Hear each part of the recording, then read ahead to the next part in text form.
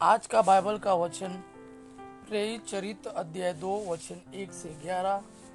दूसरा वचन सन पौलुस का कुरिन्थियों के नाम पहला पत्र अध्याय 12 वचन 3 से 7 और 2 से 13। और आज का सुसमाचार सन यूहन्ना के अनुसार अध्याय 20 वचन 19 से 23। प्रेरित चरित्र अध्याय 2 वचन 1 से 11।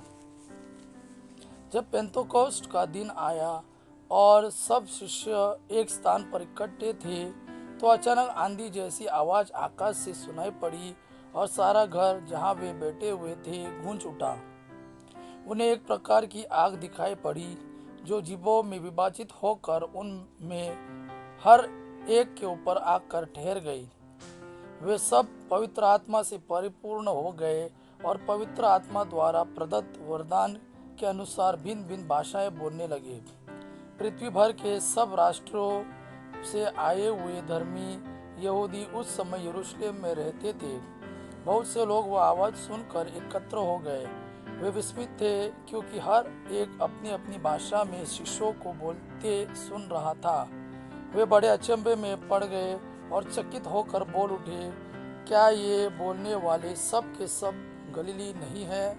तो फिर हम में हर एक अपनी अपनी जन्मभूमि की भाषा कैसे सुन रहा है?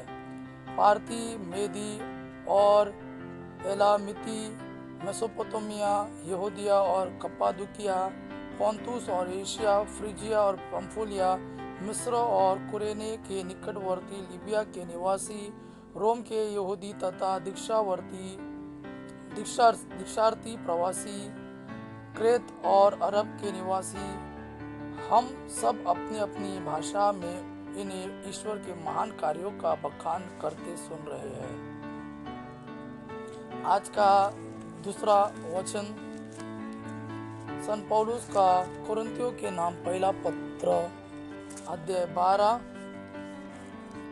वचन 3 से 7 और 12 और 13। इसलिए मैं आप लोगों को बता देता हूँ कि कोई ईश्वर की आत्मा से प्रेरित होकर यह नहीं कहता ईसा शापित हो, और कोई पवित्र आत्मा की प्रेरणा के बिना यह नहीं कह सकता ईसा ही प्रभु है। कृपादान तो नाना प्रकार के होते हैं, किंतु आत्मा एक ही है। सेवाएं तो नाना प्रकार की होती है, किंतु प्रभु एक ही है।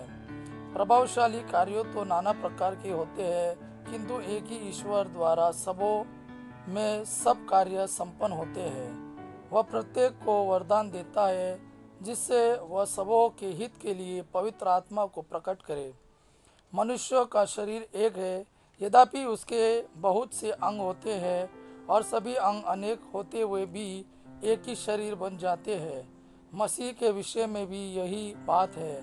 हम यहूदी हो या यूनानी, दास हो या स्वतंत्र, हम सब के सब एक ही आत्मा का बपतिस्मा ग्रहण कर एक ही शरीर बन गए हैं। हम सबों को एक ही आत्मा का पान कराया गया है।